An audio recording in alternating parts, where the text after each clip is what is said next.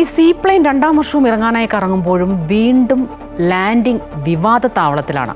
Central magazine പരിശോധിക്കുന്നു seaplane പാതയിലെ കാണാപ്പുറങ്ങളൊപ്പം ഈ സസ്യങ്ങളെയൊക്കെ ചികിത്സിച്ച് സുഖപ്പെടുത്തുന്ന കഞ്ഞിക്കുഴിയിലെ ഒരു ആശുപത്രിയുടെ വിശേഷങ്ങൾ.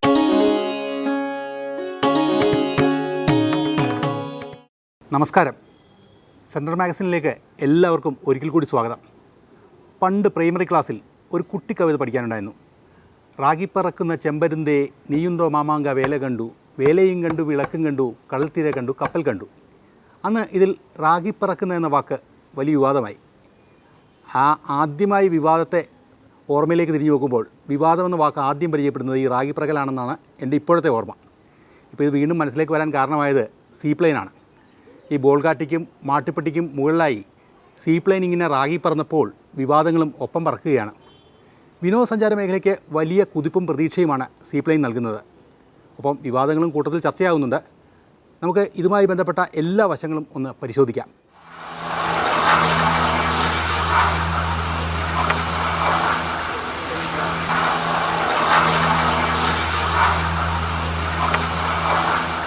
കേരളത്തിലെ ജലാശയങ്ങളുടെ ചാരുത വാനോളമുയർത്താൻ സീപ്ലെയിൻ വീണ്ടുമെത്തി.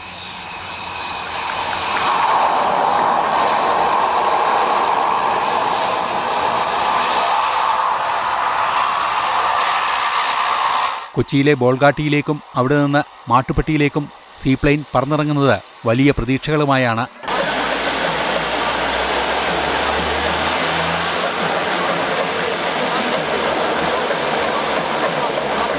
ഗ്രാമീണ വിനോദസഞ്ചാര കേന്ദ്രങ്ങളിലേക്ക് കരയിലും വെള്ളത്തിലും ഇറങ്ങാൻ കഴിയുന്ന ചെറുവിമാന സർവീസുകൾ നടത്തി സാധാരണക്കാർക്കും വിമാനങ്ങളിൽ യാത്ര ചെയ്യാൻ അവസരമൊരുക്കുക എന്ന ലക്ഷ്യത്തോടെ കേന്ദ്ര സർക്കാർ നടപ്പാക്കുന്ന ഉഡാൻ എന്ന പദ്ധതിയുടെ ഭാഗമായാണ് ജലവിമാന സർവീസ് പദ്ധതി കേന്ദ്ര സർക്കാർ പ്രോത്സാഹിപ്പിക്കുന്നത്. ലോകത്താകമാനമുള്ള വിനോദസഞ്ചാര മേഖലയ്ക്ക് പുത്തൻ ഉണർവ് നൽകാൻ സീപ്ലെയിൻ സർവീസുകൾക്ക് കഴിഞ്ഞിട്ടുണ്ട്.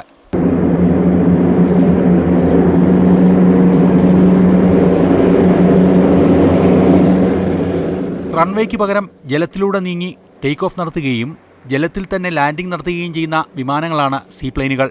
വെള്ളത്തിൽ പൊങ്ങിക്കിടക്കുന്ന വാട്ടർ ഡോമുകളിൽ നിന്നാണ് യാത്രക്കാർ വിമാനത്തിൽ കയറുക. 9 മുതൽ 30 സീറ്റുകൾ വരെയുള്ള ചെറുവിമാനങ്ങളാണിത്. ദ്വീപുകളും ബീച്ചുകളും ഉൾപ്പെടെയുള്ള വിനോദസഞ്ചാര കേന്ദ്രങ്ങളിൽ പലയിടങ്ങളിലും പരീക്ഷിച്ച് വിജയിച്ച മാതൃകയാണ് സീപ്ലെയിൻ ടൂറിസം.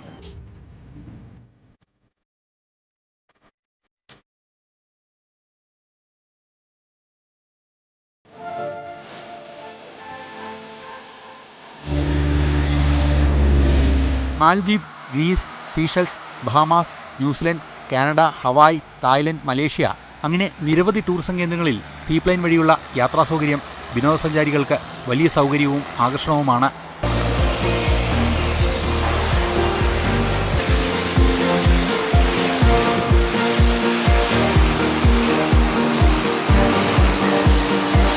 കേരളത്തിൽ ഡാമുകൾക്കും കായലുകൾക്കും ക്ഷാമം ഇല്ലാത്തതിനാൽ നദികൾ, കായലുകൾ, ഡാമുകൾ എന്നിവ ഉപയോഗപ്പെടുത്തി എല്ലാ ജില്ലകളെയും പ്ലെയിൻ മുഖാന്തരം ബന്ധപ്പെടുത്താൻ സാധിക്കും. ഇതുവഴി റോഡ് ഗതാഗതത്തിലെ സമയനഷ്ടം ഒഴിവാക്കി ടൂറിസം കേന്ദ്രങ്ങളിലേക്ക് കുറഞ്ഞ സമയത്തിനുള്ളിൽ സഞ്ചാരികൾക്ക് എത്തിച്ചേരാനാകും. നമുക്ക് കാരവൻ നല്ല റോഡുകളുണ്ടെങ്കിൽ കാരവൻ വൻ ഹിറ്റാവും. കാരണം ഇത്രയും നല്ലൊരു പ്രൊഡക്റ്റ് വേറെ ഇല്ല വരാനായിട്ട്. അതുപോലെ സീപ്ലെയിൻ വന്നു കഴിയുമ്പം ഗവൺമെൻറ് സബ്സിഡി കൊടുക്കുകയാണെങ്കിൽ റേറ്റ്സ് നന്നായിട്ട് കുറയ്ക്കാൻ പറ്റും. People will definitely travel. പക്ഷേ ഇക്കൊല്ലം ഞങ്ങൾ കണ്ടുവരുന്നൊരു പ്രവണത ഔട്ട് ബൗണ്ട് ആളുകൾ കേരളത്തിൽ നിന്നുള്ളവരാണെങ്കിൽ ഇന്ത്യയിലുള്ളവർ പുറത്തേക്ക് പോകുന്നൊരു പ്രവണത കൂടുതൽ കാണുന്നുണ്ട്. കാരണം പുറത്ത് വിസ ഈസിയാണ്. ഇപ്പം ഓൺലൈൻ വിസ ഓൺ അറൈവലാക്കി പല രാജ്യങ്ങളും.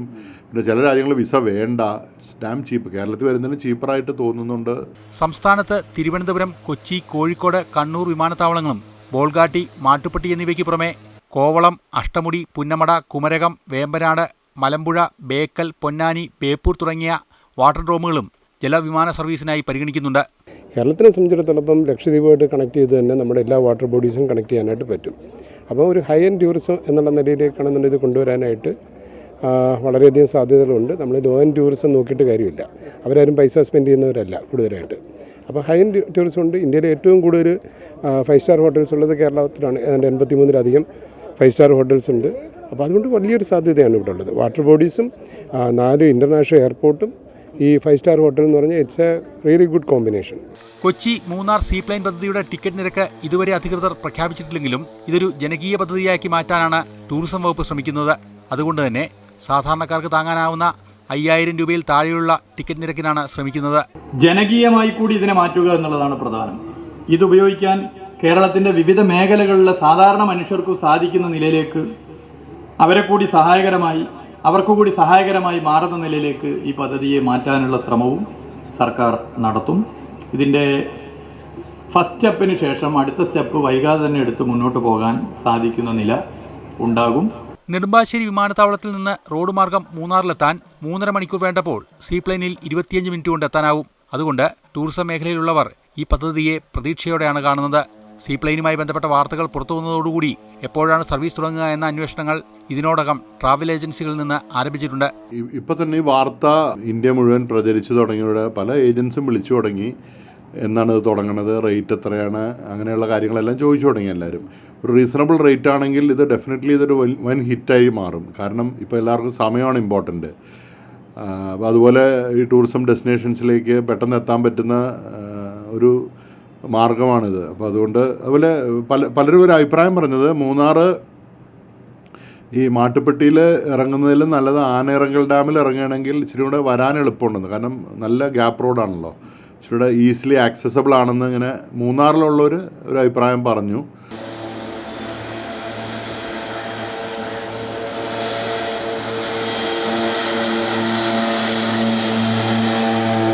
My heart is with Munnar, or Munnar is in my heart, yes. And I definitely think it will help because, for people, I travel by car and it's a long journey. So by plane, I think it will be amazing. Yeah. If anyone can afford it, why not? I'm pleased to see how people take care of the, land, of the beauty. And I think we should preserve that for the next generation to come, so that they can see that beauty also. Thank you. He wants to say something also. I love seeing planes on the water. Very good.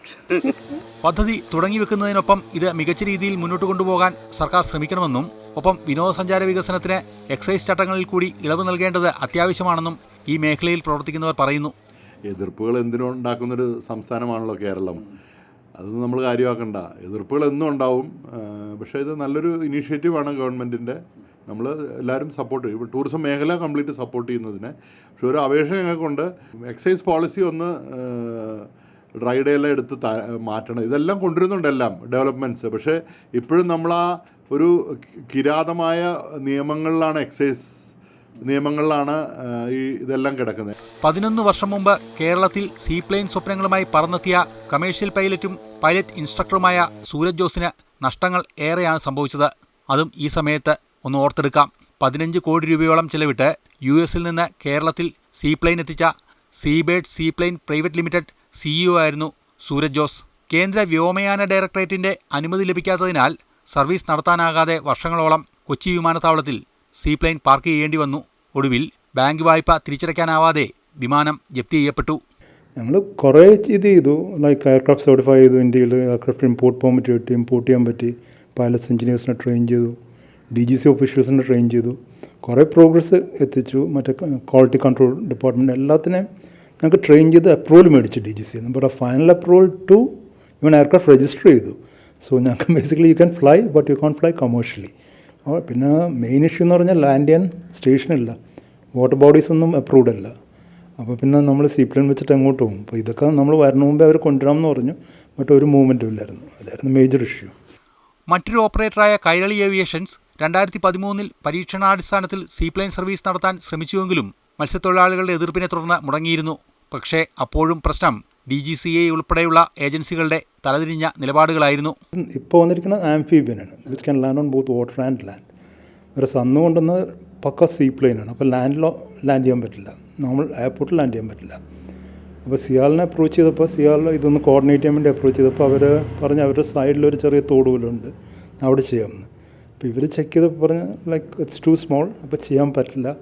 അപ്പോൾ അത് discussion അവർ എന്ന് വെച്ചാൽ ഫ്യൂച്ചറിൽ ഇത് റെഗുലറായിട്ട് aircraft മാൽദീവ്സിൽ നിന്ന് അങ്ങോട്ട് പോകുമ്പോൾ ഇതൊരു വലിയ ബിസിനസ്സായിട്ട് വരും. അപ്പം നമുക്ക് ഒരു കാര്യം ചെയ്യാം, ആ തോട് വലുതാക്കാമെന്ന് ഡ്രെഡ് ചെയ്ത് സാധനം വൈഡൻ ചെയ്ത് ആക്കാം. ആൻഡ് നമ്മളിത് ഡിസ്കസ് ചെയ്യുമ്പോൾ ലൈക്ക് റിമെമ്പർ നമ്മുടെ ഷിപ്പിൽ നിന്നിട്ട് ചുറ്റും വെള്ളം ഉള്ള സ്ഥലത്ത് നിന്നിട്ടാണ് ഇത് ഡിസ്കസ് ചെയ്യുന്നത്. എവിടെ നോക്കിയാലും വെള്ളമുണ്ട്, നമ്മളൊന്നും ഡ്രെഡ്ജിങ് ചെയ്യേണ്ട, എൻവയൺമെൻറ്റിനൊരു പ്രശ്നമില്ല, ഒന്നുമില്ലാതെ ഇങ്ങനെ. പക്ഷേ ഇവരുടെ തിങ്കിങ് പ്രോസസ്സ് ഭയങ്കര ഡിസ്റ്റോർട്ടഡ്. അപ്പോൾ മനസ്സിലാക്കാൻ ഇത്ര ബുദ്ധിമുട്ടുമാണ്. സംസ്ഥാന ഹൈഡ്രോഗ്രാഫിക്കൽ സർവേ വിഭാഗം വിവിധ ജലാശയങ്ങളിലെ ആഴപരിശോധന നടത്തി സീപ്ലെയിൻ സർവീസിന് യോജിച്ച 10 ജലാശയങ്ങൾ സംബന്ധിച്ച് സർക്കാരിന് റിപ്പോർട്ട് നൽകിയിരുന്നു.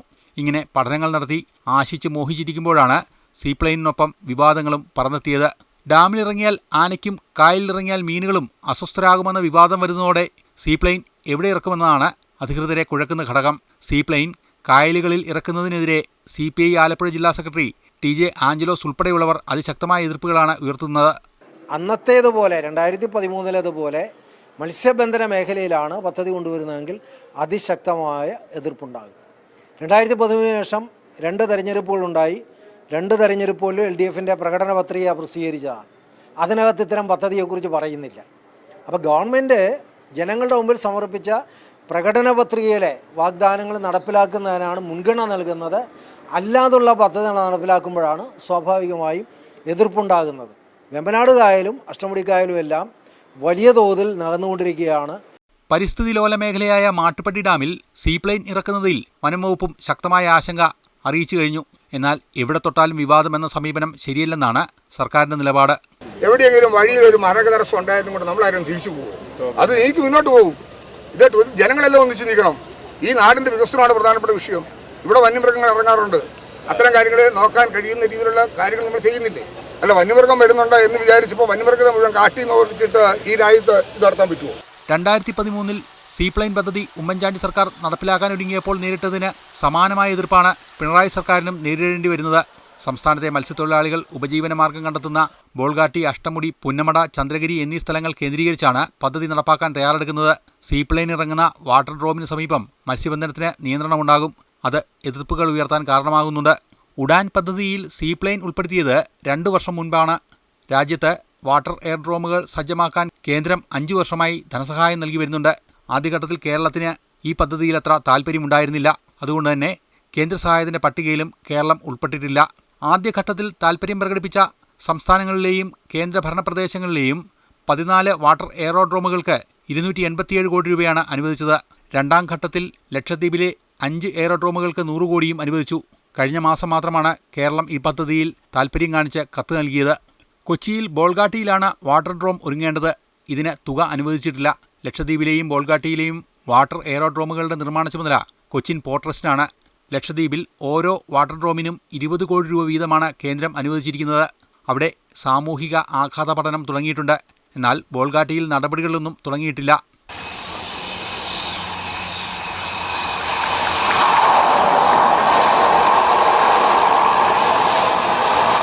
എന്തായാലും സീപ്ലെയിൻ ടൂറിസം കേരളത്തിന് വികസനങ്ങളുടെ ആകാശമാണ് തുറക്കുന്നത്. എന്നാൽ ആദ്യം അവിടെ പതിവ് പോലെ പറന്നു പോകുന്നത് വിവാദങ്ങളാണ്.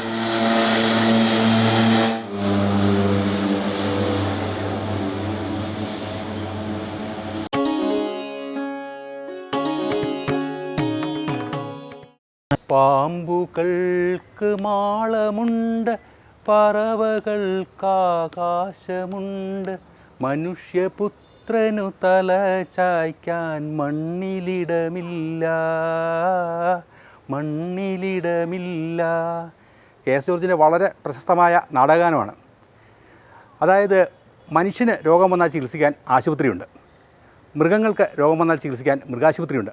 നമ്മൾ പൊന്നുപോലെ പരിപാലിക്കുന്ന സസ്യങ്ങൾക്ക്, വിളകൾക്ക് രോഗം വന്നാൽ എന്തു ചെയ്യും? അങ്ങനെ വന്നാൽ അതിനെ പ്രതിരോധിക്കാനൊരു സംവിധാനമുണ്ട്. പോകാം ആലപ്പുഴ കഞ്ഞിക്കുഴിയിലെ സസ്യാരോഗ്യ പരിപാലന കേന്ദ്രത്തിലേക്ക്, അഥവാ വിള പരിപാലന കേന്ദ്രത്തിലേക്ക്.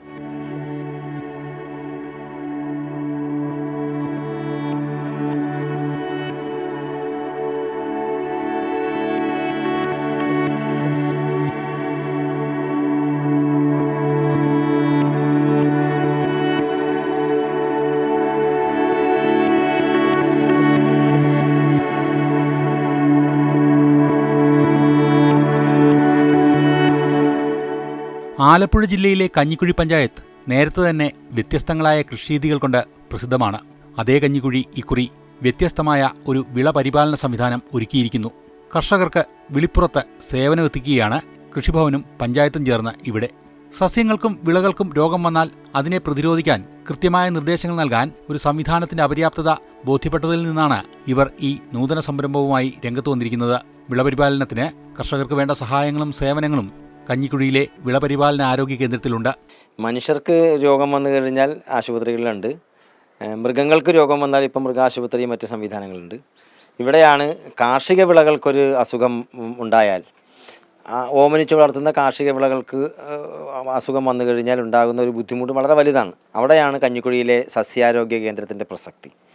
ഇവിടെ ഒരു പ്രത്യേക ഉദ്യോഗസ്ഥനുണ്ട്, കൃഷി ഉദ്യോഗസ്ഥരുണ്ട്. അതുകൂടാതെ തന്നെ കഞ്ഞിക്കുഴിയിലെ പരമ്പരാഗത കർഷകർ, അതുപോലെ തന്നെ പുതുതലമുറ കർഷകർ, അവരെയൊക്കെ ചേർത്തുകൊണ്ടാണ് ഞങ്ങളൊരു സസ്യാരോഗ്യ കേന്ദ്രത്തിൻ്റെ പ്രവർത്തനം വിപുലീകരിച്ചിരിക്കുന്നത്.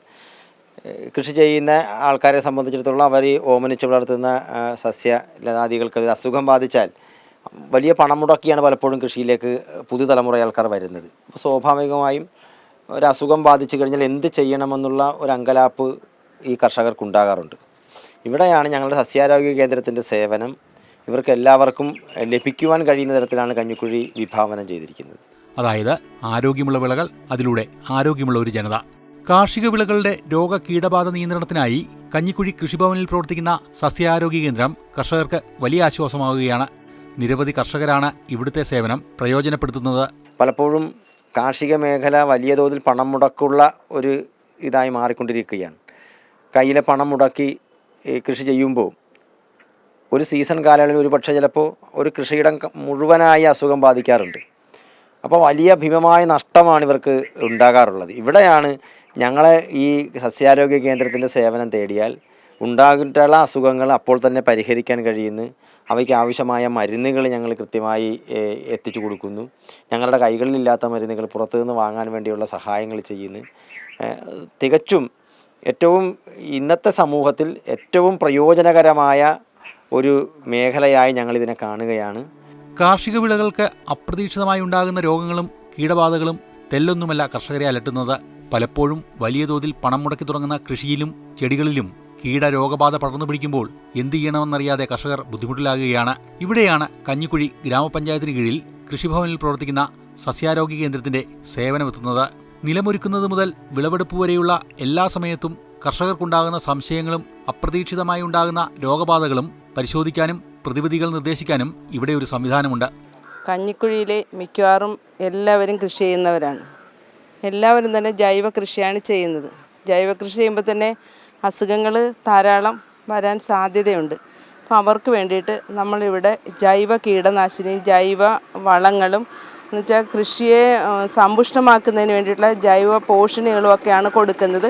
അത് പഞ്ചായത്തിൻ്റെ പദ്ധതിയിൽ വെച്ച് ആണ് കൊടുക്കുന്നത്. കൃഷി ഭവനിൽ നിന്ന് തന്നെ ലഭിക്കുമ്പോൾ കർഷകർക്ക് ഏറെ പ്രയോജനമാണ്. ആഴ്ചയിൽ ഒരു ദിവസം പൂർണ്ണമായും ഈ കേന്ദ്രത്തിന്റെ സേവനം ആർക്കും പ്രയോജനപ്പെടുത്താം. ഉച്ചയ്ക്ക് ശേഷം നമ്മൾ കൂടുതൽ പ്രശ്നബാധിതമായ മേഖലയിൽ നമ്മളുടെ ടീം, കൃഷിഭവൻ്റെ ടീം ഫീൽഡ് സന്ദർശിച്ച് കൃത്യമായ മാർഗ്ഗനിർദ്ദേശങ്ങൾ നൽകുകയും അതോടൊപ്പം ഇതിൻ്റെ ഒരു ഫോളോ അപ്പ് പ്രവർത്തനം കൂടെ ഫോണിലോ അല്ലെ ഫീൽഡ് സന്ദർശനം വഴിയോ നമ്മൾ നടത്തുകയും ചെയ്യുന്നുണ്ട്. അപ്പോൾ ഇതിൻ്റെ ഒരു പ്രശ്നമെന്ന് പറഞ്ഞാൽ ഇത് കൃഷിഭവനിലാണ് ഇപ്പോൾ നിലവിൽ നടത്തിക്കൊണ്ടിരിക്കുന്നത്. അപ്പോൾ പഞ്ചായത്തുമായിട്ട് സഹകരിച്ച് ഞങ്ങൾ പഞ്ചായത്തിൻ്റെ 2 സ്ഥലങ്ങളിൽ കൂടി ഇതിൻ്റെ പ്രവർത്തനം വ്യാപിപ്പിക്കുന്നതിന് കൂടി ചിന്തിച്ചുകൊണ്ടിരിക്കുകയാണ്. കീടബാധയുടെ തോത് കണക്കാക്കി കൃഷിയിടങ്ങളിൽ പരിശോധനയ്ക്ക് ചുമതലക്കാർ നേരിട്ടെത്തി മരുന്നുകൾ നിർദ്ദേശിക്കും.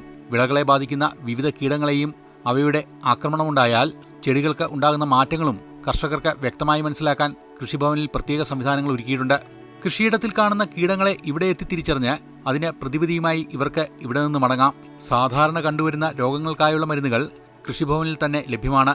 നിയന്ത്രിക്കാൻ കഴിയാത്ത രീതിയിൽ രോഗബാധ വർദ്ധിച്ചിട്ടുണ്ടെങ്കിൽ പുറത്തുനിന്ന് വാങ്ങുന്നതിനായി ഇവർക്ക് മരുന്നുകൾ എഴുതി നൽകും. കർഷകരുടെ ഇത്തരത്തിലുള്ള വിവിധങ്ങളായ പ്രശ്നങ്ങൾക്ക് പരിഹാരം കാണുന്നതിനായി കൃഷി ഓഫീസർ റോസ്മി ജോർജിന്റെ നേതൃത്വത്തിൽ ഒരു ടീം തന്നെ ഇവിടെയുണ്ട്. വിളകൾക്ക് ഒരു രോഗം അല്ലെങ്കിൽ കീടം ബാധ പ്രശ്നമാകാറുണ്ട്. അപ്പോൾ കർഷകർക്ക് അത് എന്ത് ചെയ്യണം എന്നൊരു വെല്ലുവിളി മുന്നിൽ നിൽക്കുന്ന ഒരു അവസരത്തിലാണ് നമ്മൾ വിളപരിപാലന ക്ലിനിക്ക്, അത് കേരള കൃഷി വകുപ്പ് നടപ്പിലാക്കുന്ന ഒരു പദ്ധതിയാണ്. അത് കഞ്ഞിക്കുഴി കൃഷിഭവനിൽ വളരെ വിജയകരമായിട്ടാണ് ആ പദ്ധതി ഏറ്റെടുത്ത് നടപ്പിലാക്കുന്നത്. കാരണം ഒരു കർഷകനുണ്ടാകുന്ന വിളയുടെ പ്രശ്നങ്ങൾ അയാൾ സാമ്പിളായിട്ടോ അല്ലെങ്കിൽ ഫോട്ടോ എടുത്ത് അയച്ചു തരുകയോ ചെയ്യുമ്പോൾ നമ്മളത് എന്ത് കൊടുക്കണമെന്നുള്ളത് കൃത്യമായിട്ടുള്ളൊരു നിർദ്ദേശം കൃഷിഭവൻ്റെ ഭാഗത്തുനിന്ന് നൽകുന്നു. അതോടൊപ്പം വെള്ളിയാഴ്ചകളിലാണ് ഈ വിളപരിപാലന ക്ലിനിക്ക് എന്നുള്ള പേരിൽ ഇത് നടപ്പിലാക്കുന്നത്. കർഷകർ അവരുടെ സാമ്പിളുമായിട്ട് കൃഷിഭവനിലെത്തുമ്പോൾ വേണ്ട മാർഗ്ഗനിർദ്ദേശങ്ങൾ നൽകുകയും അതോടൊപ്പം നമ്മൾ പഞ്ചായത്തുമായിട്ട് സഹകരിച്ച് ബയോ ഫാർമസി എന്നുള്ളൊരു പദ്ധതി കൂടി നടപ്പിലാക്കുന്നുണ്ട്. അപ്പോൾ കുറഞ്ഞ നിരക്കിൽ അവർക്ക് ചെടിക്ക് ആവശ്യമായ മരുന്നുകളോ ജൈവ കീടനാശിനികളോ എല്ലാം അവിടെ നിന്ന് തന്നെ അപ്പോൾ നമുക്ക് കൊടുക്കുവാൻ സാധിക്കുന്നുണ്ട്. അതോടൊപ്പം നമുക്ക് ലഭ്യമല്ലാത്ത മരുന്നുകൾ കുറിച്ച് നൽകി അവർ പുറത്തുനിന്ന് വാങ്ങുന്നതിനുള്ള നിർദ്ദേശം നൽകും. രോഗബാധയുണ്ടായ വിളകളുമായി ഇവിടെ എത്തുന്ന കർഷകർക്ക് ഉടൻ പരിഹാരം നിർദ്ദേശിക്കുന്നു. ഫോണിലടക്കം സേവനം ലഭിക്കുന്ന പദ്ധതി ഉടൻ ആരംഭിക്കും. ഇതിനായി പരമ്പരാഗത കർഷകരുടെ സഹായം ലഭ്യമാക്കുന്നതിനുള്ള ഒരുക്കത്തിലാണ് പഞ്ചായത്ത് അധികൃതർ. ഇന്നിപ്പോൾ ആഴ്ചയിൽ ഒരു ദിവസമാണ് സസ്യാരോഗ്യ കേന്ദ്രം പ്രവർത്തിക്കുന്നത്. ഞങ്ങളിപ്പോൾ ആലോചിച്ചിട്ടുള്ളത് കഞ്ഞിക്കുഴിയുടെ 2 ഭാഗങ്ങളിലേക്ക് ഒരു ഓഫീസിന് എന്നതിനപ്പുറം കൃഷിയിടങ്ങളിലേക്ക് ഇറങ്ങിച്ചെല്ലുക എന്നതാണ് ഞങ്ങളിപ്പോൾ ലക്ഷ്യം വെച്ചിരിക്കുന്നത്. അവിടെ ഈ പറഞ്ഞതുപോലെ തന്നെ കൃഷി ഉദ്യോഗസ്ഥരുടെ സേവനത്തിനോടൊപ്പം കഞ്ഞിക്കുഴിയിലെ പരമ്പരാഗത കർഷകരുടെ അനുഭവം കൂടി ഷെയർ ചെയ്യാൻ കഴിയുന്ന തരത്തിലാണ് ഈ സസ്യാരോഗ്യ കേന്ദ്രം ഞങ്ങൾ ഇന്നിപ്പോൾ വിഭാവനം ചെയ്തിട്ടുള്ളത്. ഇവിടെ ഇതുമായി ബന്ധപ്പെട്ട് ഒട്ടേറെ കർഷകർക്ക് സഹായങ്ങൾ ഇതിനോടകം ഞങ്ങൾ ലഭ്യമാക്കി കഴിഞ്ഞു. പെസ്റ്റ് സ്കൗട്ട് എന്ന തസ്തികയിൽ ഒരു ജീവനക്കാരിയുടെ സേവനം എല്ലാ ദിവസവും വിളപരിപാലന കേന്ദ്രത്തിലുണ്ട്. വൊക്കേഷണൽ ഹയർ സെക്കൻഡറിയിൽ കൃഷി മുഖ്യ വിഷയമായി പഠിച്ച ആളാണ് ഇവിടെയുള്ളത്. ഇവരെ സഹായിക്കുന്നതിനായി കർമ്മസേനാ കൺവീനറും കർഷകനുമായ ജി ഉദയപ്പനും മറ്റ് അനുഭവ പാരമ്പര്യമുള്ള കർഷകരും കൂടാറുണ്ട്. വിപുലമായ തരത്തിൽ ചെടികൾക്കാവശ്യമായ മരുന്നുകൾ ലഭ്യമാക്കുന്ന ബയോ ഫാർമസി ആരംഭിക്കുന്നതിനുള്ള ഒരുക്കത്തിലാണ് പഞ്ചായത്ത്. ഇത്തരത്തിലൊരു സ്ഥിരം സംവിധാനത്തിലൂടെ കൃഷിയിലെ കീടരോഗബാധകൾക്കും മൂലകങ്ങളുടെ അപര്യാപ്തതകൾ മൂലമുണ്ടാകുന്ന പ്രശ്നങ്ങൾക്കും കർഷകർക്ക് സാങ്കേതിക സഹായം ലഭ്യമാക്കുന്നതിന് പുറമെ ഓരോ സ്ഥലത്തെയും കീടരോഗബാധ മുൻകൂട്ടി കണ്ടെത്തുന്നതിനും മറ്റ് കർഷകർക്ക് മുൻകരുതൽ നടപടികൾ ശുപാർശ ചെയ്യുന്നതിനും ഈ കേന്ദ്രം ഉപകരിക്കുന്നു. കൃഷിഭവൻ സേവനങ്ങൾ പഞ്ചായത്തിന്റെ 2 കേന്ദ്രങ്ങളിൽ കൂടി ലഭ്യമാക്കുന്നതിനായി ആഴ്ചയിൽ ഒരു ദിവസം ഒരു ഉപകേന്ദ്രം കൂടി തുറക്കുവാനും പഞ്ചായത്ത് ആലോചിക്കുന്നുണ്ട്. കാലാവസ്ഥാ വ്യതിയാനം അടക്കമുള്ള പ്രകൃതിയിലെ മാറ്റങ്ങൾ മൂലം വിളകൾക്കുണ്ടാകുന്ന പുതിയ കീടബാധകൾ തിരിച്ചറിഞ്ഞ് അവയ്ക്കുള്ള പ്രതിരോധ നടപടികൾ സ്വീകരിക്കാനും ഇവരുടെ ഇടപെടൽ മൂലം സാധിക്കുന്നുണ്ട്. വർഷങ്ങളായി കൃഷിയിൽ തുടരുന്നവരും പുതിയതായി കാർഷിക മേഖലയിലേക്ക് എത്തുന്ന യുവജനങ്ങൾക്കും ഏറെ പ്രയോജനകരമാണ് കഞ്ഞിക്കുഴി പഞ്ചായത്തിന്റെ ഈ മാതൃകാപരമായ നടപടി. കേന്ദ്രത്തിന്റെ പ്രവർത്തനങ്ങൾ കൂടുതൽ വ്യാപകമാകുന്നതോടെ കീടബാധയുടെ ഭയമില്ലാതെ കർഷകർക്ക് തങ്ങളുടെ പുതിയ കൃഷിരീതികളുമായി മുന്നോട്ടു പോകാൻ സാധിക്കും.